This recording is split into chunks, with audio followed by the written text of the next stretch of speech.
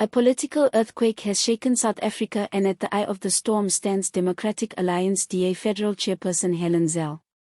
Accompanied by her legal advisers and senior party bigwigs, Zille stood in the blinding lights of a jam-packed press briefing in Cape Town and delivered an incendiary statement that instantly sent shock waves through South Africa's political elite.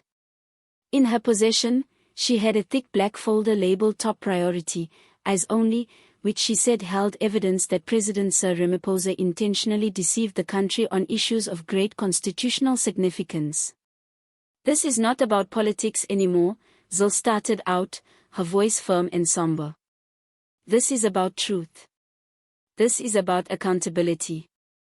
And this is about whether the President of South Africa remains competent to occupy the highest office in the land." What ensued was a historic political moment. Zille went on to detail what she called a coordinated deliberate cover-up at the highest echelons of power. The folder includes classified information, internal government communications, and confidential budget documents that specifically implicate President Ramaphosa in a matrix of secrecy, misrepresentation, and influence peddling. The accusations, if true, would precipitate the most serious constitutional crisis since Jacob Zuma's time. At the center of the scandal is Ramaphosa's alleged failure to report the full amount of foreign donations received by the Ramaphosa Foundation, an organization inextricably linked with the political and philanthropic activities of the president.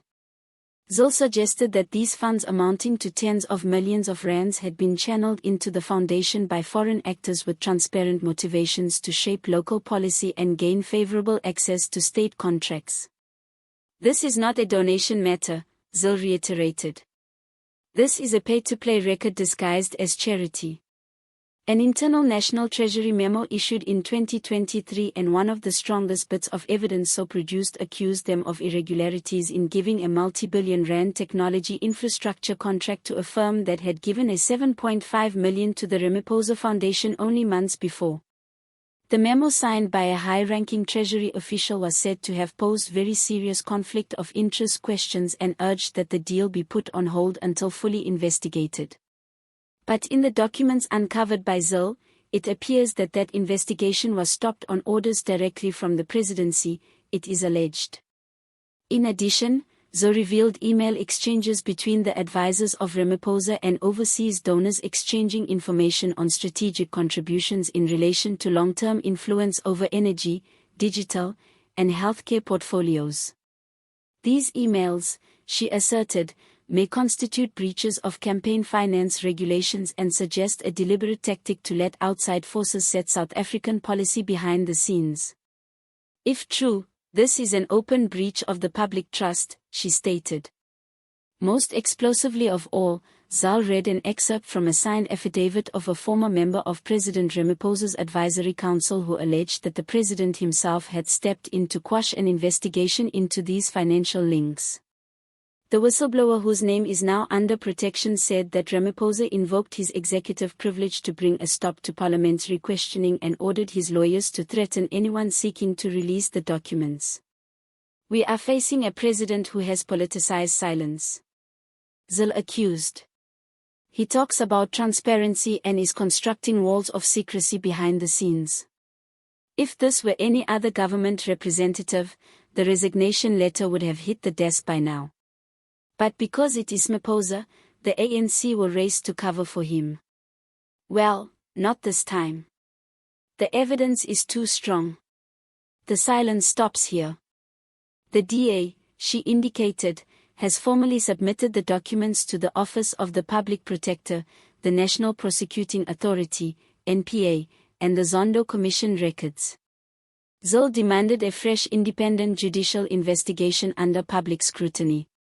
"You cannot bury the truth in bureaucracy anymore," she cautioned.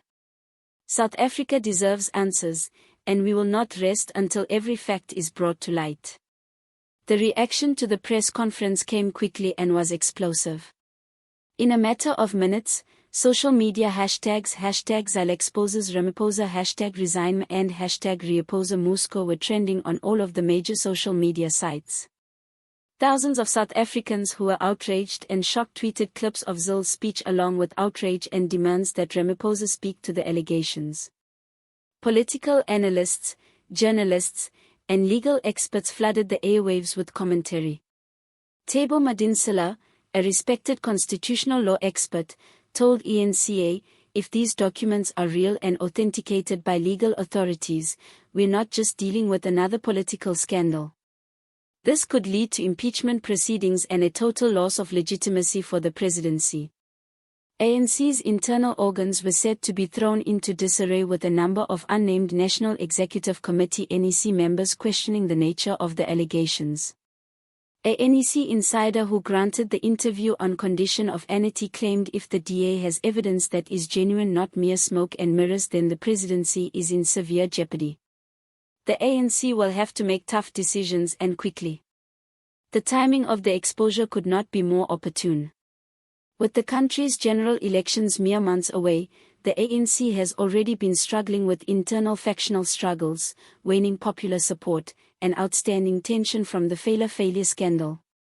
Ramaphosa's reputation as a reformer, the man who was meant to sweep away the corruption left by the Zuma period, now stands to be assaulted more assiduously than ever before. The opposition did not lose any time in pouncing on the opportunity.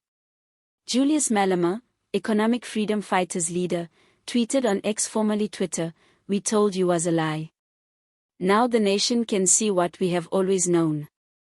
He needs to resign with immediate effect."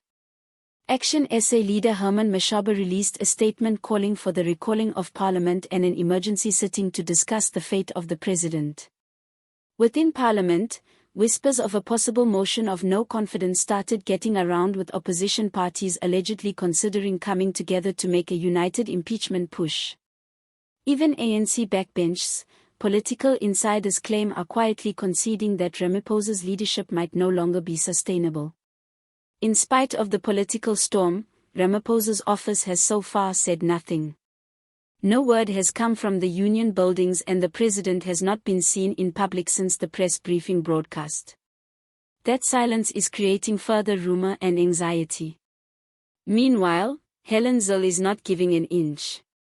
In subsequent interviews, she repeated the DA's commitment to explore every legal option at their disposal to bring the president to book.